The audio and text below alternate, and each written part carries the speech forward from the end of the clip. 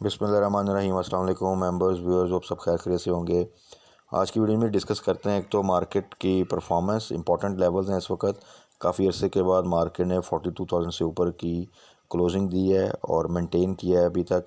दो कि आज इंट्राडे करेक्शन आई है, तो अब देखना ये कि कल क्या हम फर्दर करेक्शन एक्सपेक्ट कर सकते हैं या कल भी मार्केट जो है वो अपना 42,000 का जो है उसको सपोर्ट बना के अपने आप को फर्दर जो है अपसाइड पे मूव करती है।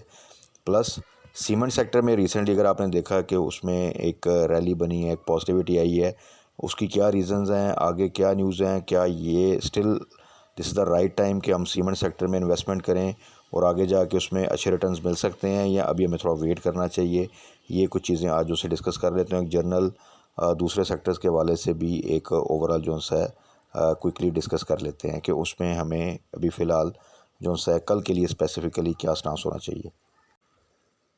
तो सबसे पहले मार्केट की तरफ आते हैं। मार्केट की जो क्लोजिंग है आज वो 42,093 पे KSE इंडेक्स की जो सी है वो आई है। अब जस्ट तकरीबन आप कह लें 6 पॉइंट का इजाफा था।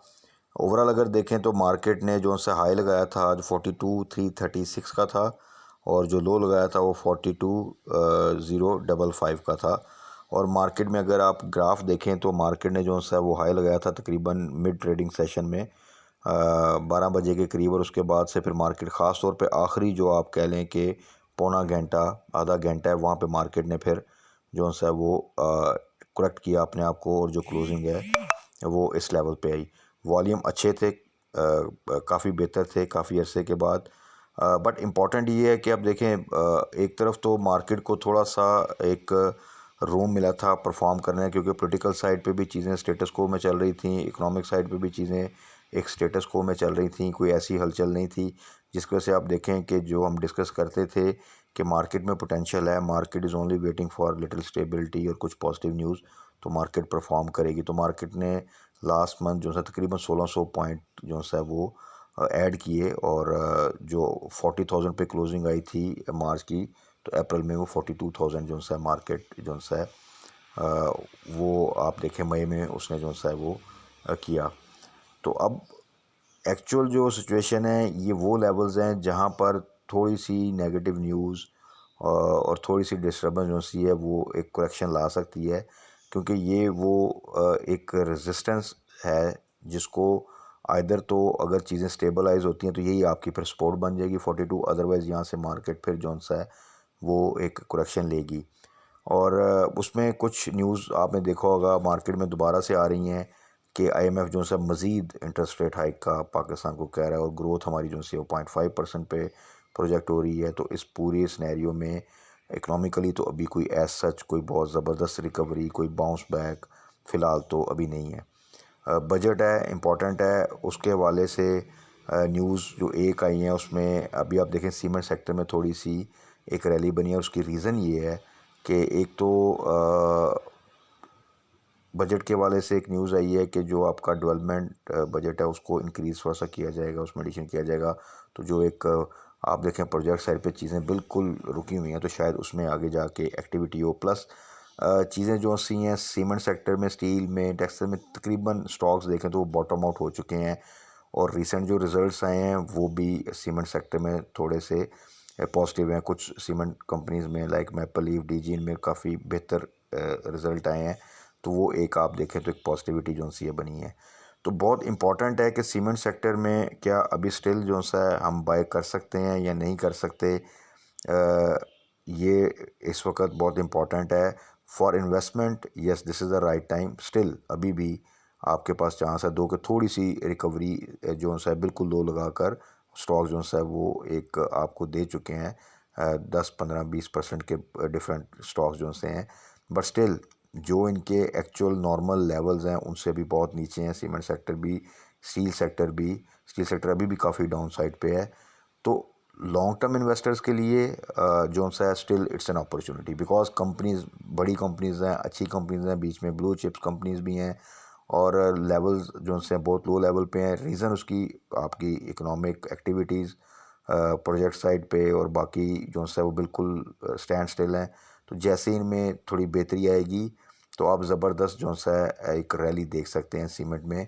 और फिर जब आपको पता है कंस्ट्रक्शन इंडस्ट्री में एक एक्टिविटी आती है तो सीमेंट के साथ फिर स्टील भी और उससे जो भी अलाइड इंडस्ट्री हैं वो तमाम जो सी मूव करती हैं। अच्छा, सीमेंट में सबसे मेजर अगर आप सबको याद हो तो पिछले सालों में जो कोल प्राइसेस थी वो तकरीबन 400 से भी ऊपर चली गई हुई थी इंटरनेशनल मार्केट में। और उस वक्त भी अगर आप सीमेंट सेक्टर के स्टॉक्स के जो से हैं प्राइस देखें तो वो यहाँ से बहुत बेहतर थे। उस प्राइस लेवल पे भी कोल की जो कि जो सा है वो नेगेटिवली इफ़ेक्ट करती है आपके सीमेंट सेक्टर को उनकी कॉस्ट ऑफ प्रोडक्शन के ऊपर ख़ास तौर पे। तो अब वो अगर आप देखें कोल प्राइसेस तो वो इस वक्त तकरीबन 125 के पास जो है वो हैं इंटरनेशनल लेवल पे, जो कि बहुत बड़ा ड्रॉप है। अनफॉर्चुनेटली इस वक्त पाकिस्तान में उस तरह जो सा वो इकोनॉमिक एक्टिविटी नहीं है जिसकी वजह से सीमेंट सेक्टर इतना बड़ा जो रिलीफ एक मिल रहा था उसको वो उसका इम्पेक्ट भी नहीं ले सका। अदरवाइज़ अगर यहाँ पर जो आपकी नॉर्मल एक्टिविटीज़ चल रही होती और जितना बड़ा ड्रॉप जो है वो आया है कोल प्राइसेस में, सीमेंट सेक्टर के स्टॉक्स आपको अच्छी खासी एक रैली जो सी है वो दे चुके होते। बट इसीलिए जब ओवरऑल कंट्री के हालात जो से वो अच्छे ना हों तो बहुत सी अपॉर्चुनिटीज़, बहुत से आपको जो सा इंटरनेशनल लेवल के ऊपर जो सी आपको रिलीफ मिलता है वो भी प्रॉपरली फिर ट्रांसलेट नहीं हो पाता आपके रैलीज़ में या प्रॉफिटेबिलिटी में, पीएसएक्स में, क्योंकि ओवरऑल ही जो सा आपकी इकॉनमी जो सी है वो डाउन है। But at the same time अगर ये चीज़ें कोल प्राइसेस देखें इसी लेवल पर रहती हैं, मुश्किल है कि अभी शायद 400 पे जाएं।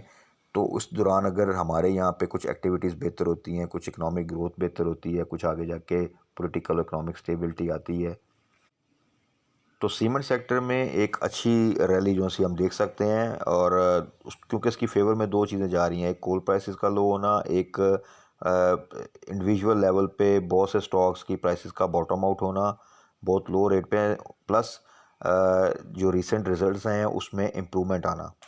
और बहुत से सीमेंट सेक्टर के कुछ कंपनीज हैं जो एक्सपोर्ट में भी जा रही हैं। तो उस लिहाज से देखा जाए तो सीमेंट सेक्टर इस वक्त this is the right time for investors. Again, ऐसा नहीं कि आज आप स्टॉक लें और एक्सपेक्ट करें कि एक हफ़्ते 2 हफ्ते में आपको एक अच्छा प्रॉफिट मिल जाए, 3 हफ्ते में, ऐसा नहीं है। बट यहाँ से अगर आप एज ए इन्वेस्टर इन्वेस्ट करें सीमेंट सेक्टर के स्टॉक में और अगर किसी ने हाई साइड पे लिया हुआ है तो आप वहाँ यहाँ पे एवरेज करें तो इंशाल्लाह ताला बहुत ज़बरदस्त गेन यहाँ से मिल सकता है। और ये प्राइस साइकिल्स अगर आप पिछले 15-20 साल का डाटा निकालें तो आपको अंदाज़ा होगा कि कौन सा स्टॉक कितना लो लगाता है और फिर 1-2 साल जब कि आपके यहाँ रिसेशन आया होता है तो वो स्टे करता है, उसके बाद जब फिर रिकवरी फेज़ आता है तो वो कितने ज़बरदस्त गेन जो उनसे मिलते हैं। बट डेफिनेटली उसमें आपको एक लॉन्ग टर्म होल्डिंग चाहिए। तो बहुत से स्टॉक, खाली सीमेंट नहीं, स्टील सेक्टर में भी और डिफरेंट सेक्टर में, टेक्सटाइल में भी बहुत से इस वक्त स्टॉक्स हैं जो कि बड़े लो लेवल्स पर हैं। और यही टाइम है कि जहाँ पे आप इन्वेस्टमेंट करें। इन्वेस्टमेंट माइंड से आएंगे तो स्टॉक मार्केट में इस वक्त बेहतरीन टाइम है कि आप लॉन्ग टर्म में बड़ा अच्छा गेन करेंगे, शॉर्ट टर्म में नहीं, क्योंकि शॉर्ट टर्म में वॉलेटिलिटी है, वहाँ पे शॉर्ट ट्रेड्स के साथ आप जो मूविंग स्टॉक्स हैं उसमें जिस तरह आईटी सेक्टर है, ऑयल एंड गैस सेक्टर है, इसमें आपको साथ साथ कुछ ना कुछ गेन मिल सकते हैं, फूड सेक्टर है। बट सीमेंट, स्टील, टेक्सटाइल, यहाँ पे थोड़ा सा आपको लॉन्ग टर्म होल्डिंग करनी पड़ेगी। इसी तरह टेक्नोलॉजी सेक्टर में रिसेंटली कुछ करेक्शन आई है। बट टेक्नोलॉजी सेक्टर अगेन एक सिक्योर सेक्टर है। उसमें हमें स्विंग ट्रेड्स मिलती रहती हैं, शॉर्ट ट्रेड्स मिलती रहती हैं, प्रॉफिट मिलता रहता है और वो हम डिस्कस भी करते रहते हैं अपनी वीडियोस में। तो फिर उसमें वही लोग ज़्यादा बेहतर फ़ायदा उठाते हैं जो कि राइट टाइम पे एग्ज़िट भी ले लेते हैं और फिर राइट टाइम पे एंट्री भी ले लेते हैं, आइदर थ्रू बाय बैक और एवरेज।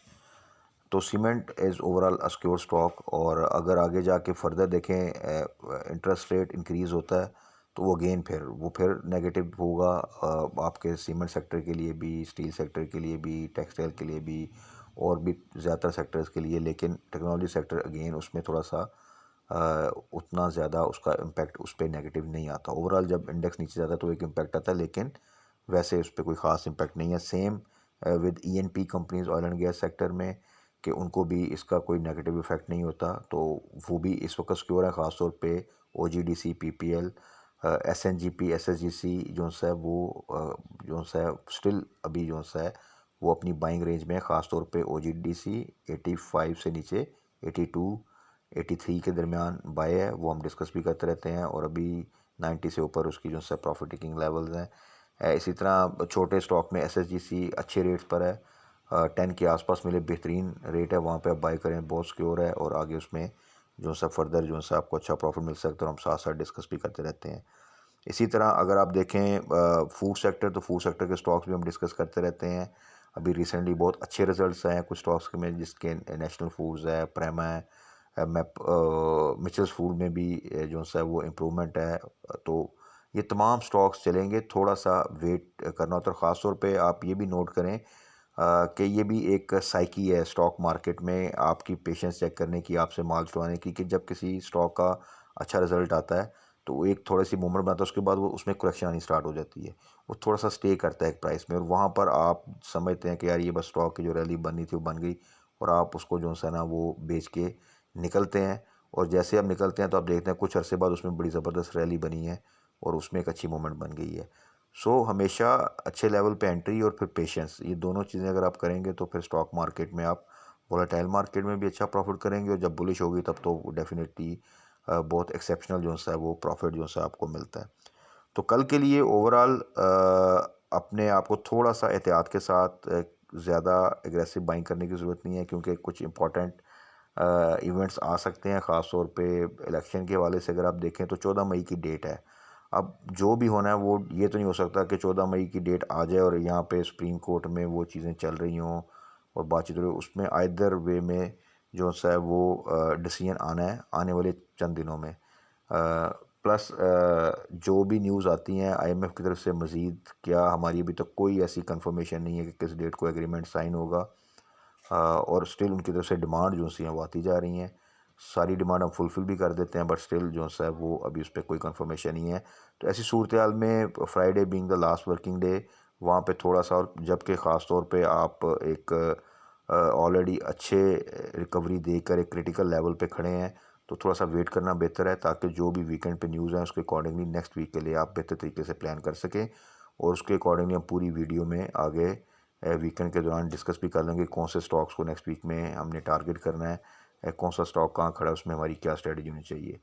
तो बाकी तब तक के लिए कल मार्केट क्लोजिंग के बाद फर्दर डिस्कस कर लेंगे इसी तरह के कौन कौन से स्टॉक जो से हैं वो हमने नेक्स्ट वीक के लिए टारगेट करने हैं, और जो स्टॉक्स हम वैसे डिस्कस करते हैं डिफरेंट सेक्टर्स के, उनमें हमारी क्या स्ट्रेटजी होनी चाहिए।